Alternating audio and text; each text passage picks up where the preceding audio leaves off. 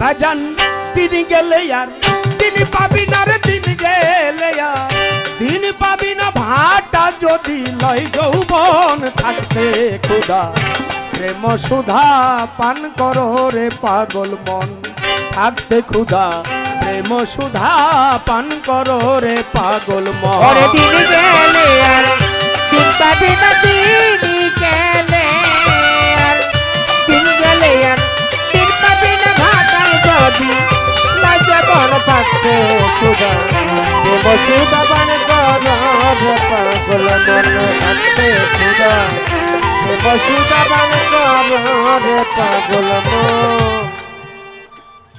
আলেম সাহেব, আমি আপনাকে একটা শুধু ইঙ্গিত দিয়ে যাই, আমি শরীয়তকে অবজ্ঞা করি না, অমান্য করি না, এটা আমি সম্মান করি।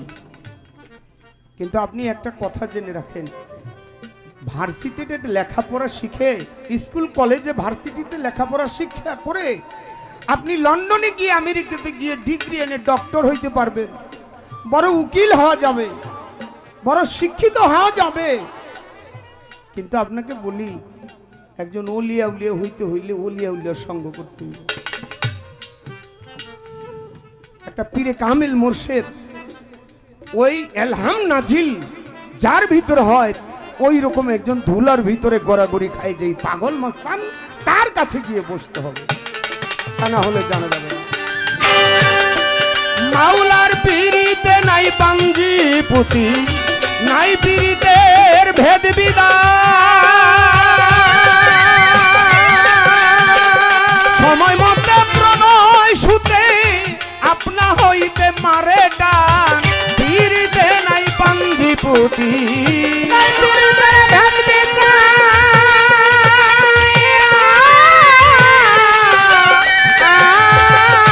সময় মতে প্রণয় সুতি আপনা হতে মারে টান, যার যেভাবে মন মজেছে, যার যেভাবে মন মজেছে ওইভাবে সাধন ভজন, থাকতে ক্ষুধা প্রেম সুধা পান করো রে পাগল মন। ওরে দিন গেলে আর দিন পাবি না, দিন গেলে আর দিন গেলে আর দিন পাবি না। ভাটায় যদি লাজবন থাকতে ক্ষুধা প্রেম সুধা পান করো রে পাগল মন, থাকতে ক্ষুধা প্রেম সুধা পান করো রে পাগল মন। এই ভাব সংসারের মাঝে নাও বায়া যায় সব জনা,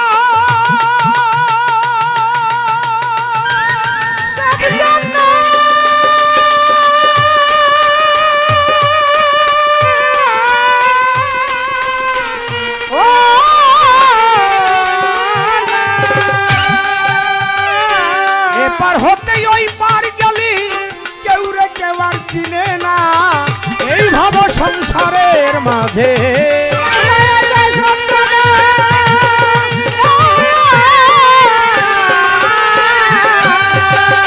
এপার হতে ওই পার গেলি কেউ রে কেউ আর চিনে না। লাখে লাখে ঘূর্ণি পাকে, লাখে লাখে ঘূর্ণি পাকে ডুবে সে ঠায় হয় মরণ, থাকতে ক্ষুধা প্রেম সুধা পান করো রে পাগল মন, থাকতে ক্ষুধা প্রেম সুধা পান করো রে পাগল মন। দিন গেলে আর দিন পাবি না, দিন গেলে আর দিন গেলে আর দিন পাবি না। ভাটা যদি লাজবন থাকতে ক্ষুধা প্রেম সুধা পান করো রে পাগল মন, থাকতে ক্ষুধা প্রেম সুধা পান করো রে পাগল মন। ও মাওলার পীরিতে হয় জঙ্গলবাসী, মনি ঋষি আউলিয়া আউলিয়া, সারা জীবন কাটাই তারা গাছতলাতে বসিয়া, পীরিতে হয় জঙ্গলবাসী, মনি ঋষি আউলিয়া।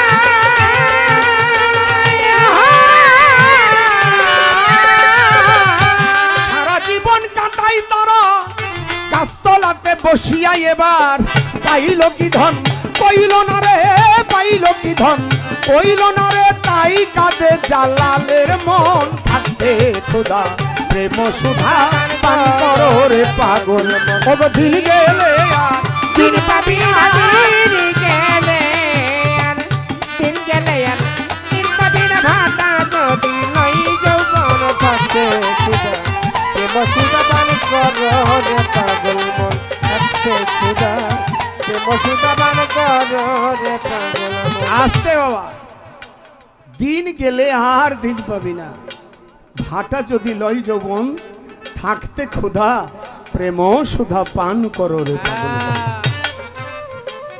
মাওলার পিড়িতে নাই পাঞ্জিপুতি, নাই পীড়িতের বেদ বিধান, সময় মতে প্রণয়ে সুতে আপনা হতেই মারে টান। যার যেভাবে মন মজেছে ওইভাবেই তার যায় জীবন। এভাবে সংসারের মাঝে নাও বাইয়া যায় সব জনা, এপার হতে ওই পার গেলে কেউ আর কেউ রে চিনে না।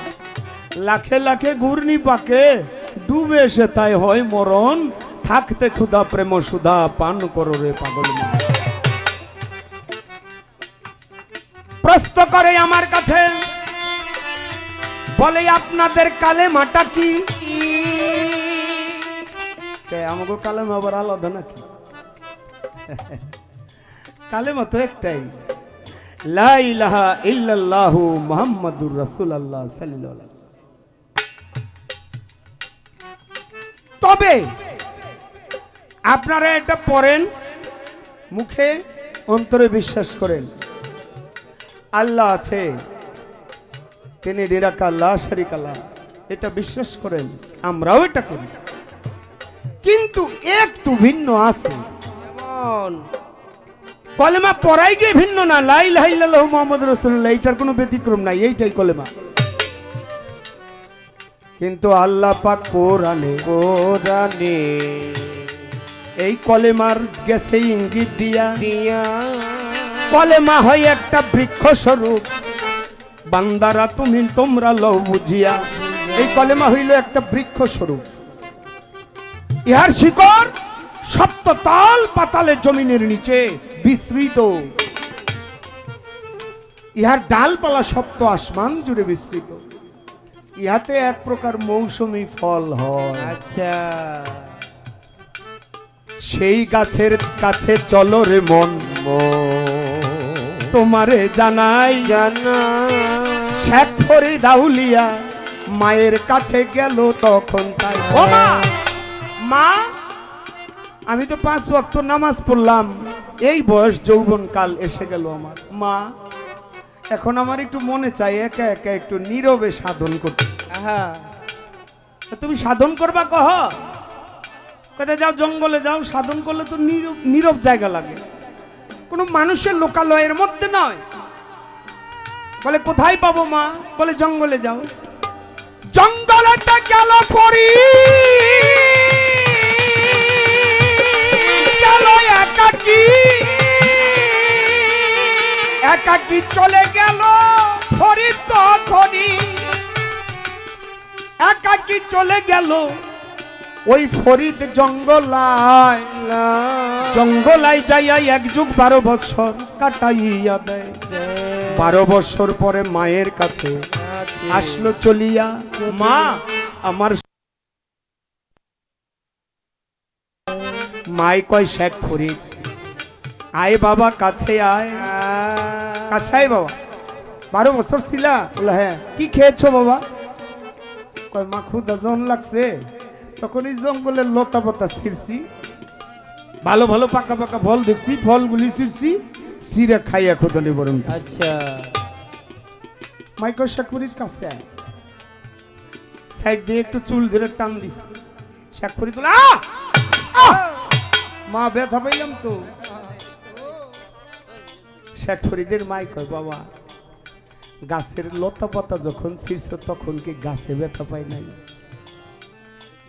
ও ফরিদ তুমি যখন ফল ছিঁড়েছ ওই গাছের কাছে জিজ্ঞেস করে নিয়েছো, গাছ একটি ফল আমি খাবো, তুমি কি ব্যথা পাবে? ও ওটাও তো আল্লাহর সৃষ্টি, তুমি কি জানো না? জানো না, সৃষ্টি নষ্ট করে কি ইবাদত হয় বাবা? আমায় বলো না। ও বাবা কয় মা তাহলে সাধন হয় নাই, কয় না তোমার সাধন হয় নাই। আবার যাও বাড়ি থেকে একটা রুটি বানাইয়া জোলার মধ্যে ভইরে নিয়ে গেছে জঙ্গলে। 1 যুগ 12 বছর, 1 যুগ 12 বছর পরে মায়ের কাছে এসে কয় মা এই 12 বছর আমি কিছু খাই নাই মা। কিছু খাস নাই? কয় না। তো কি করছাস? কয় মা যখনই ক্ষুধা লাগছে রুটিটা বাইর করে দেখছি, কইছি রুটিরে ক্ষুধা লাগলে কি হইব, খাওয়া যাবে না, তরে তরে দরকার পরে সন্ধ্যা।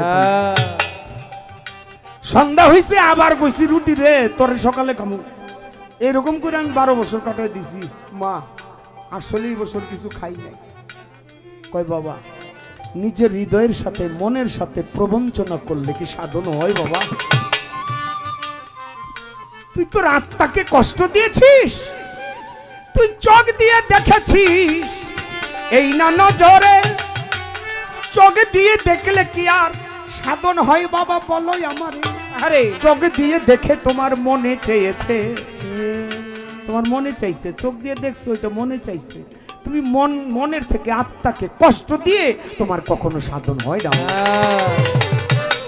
কি করবো মা? আবার যাও।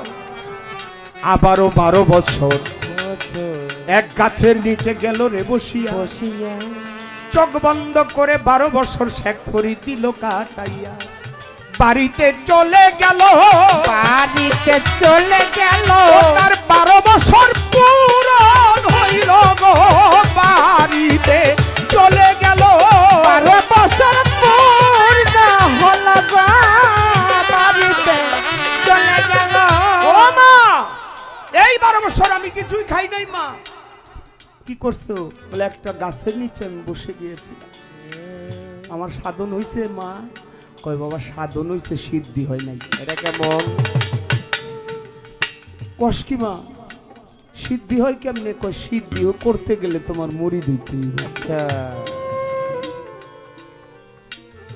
এই যে ঘরের কথা বলছে না ফাউন্ডেশন, হ্যাঁ ফাউন্ডেশন যেটা দিয়ে করবে করবে, তুমি শুধু ইট বালু সিমেন্ট দিয়ে ফাউন্ডেশন করলে ওই ঘর থাকবো না, ওইটার ভিতরে রড দিতে হবে। হ্যাঁ রডটা কেউ দেখে না, ওইটাই ফাউন্ডেশনটা বিল্ডিংটা ধরে রাখে।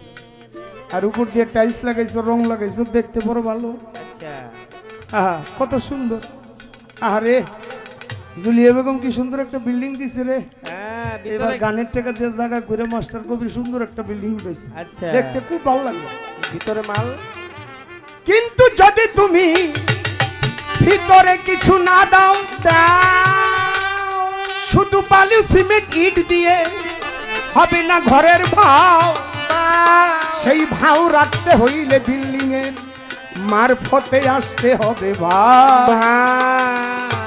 তরিকতে ধরে তুমি গুরুর কর্ম করো তাই রে। আরে কর্মা করো তাই রে, কর্মা করো তাই। তাই আমার গুরু, আমার পীর মোর্শেদ, আমি যার কাছে আত্মসমর্পণ করেছি, আত্মনিবেদন করেছি, গুরু আমাকে দেখাই দিবে আগে কলেমা কি।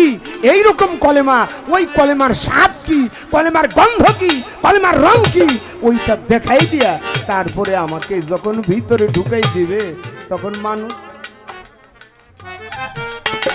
তারপরে ভাবে মনে মনে ভাবে, মন বয়াছে জানামে সাধন ভজন থাকতে খুদা, প্রেম সুদাবান করো রে পাগল, মন থাকতে খুদা, প্রেম সুদাবান করো রে পাগল।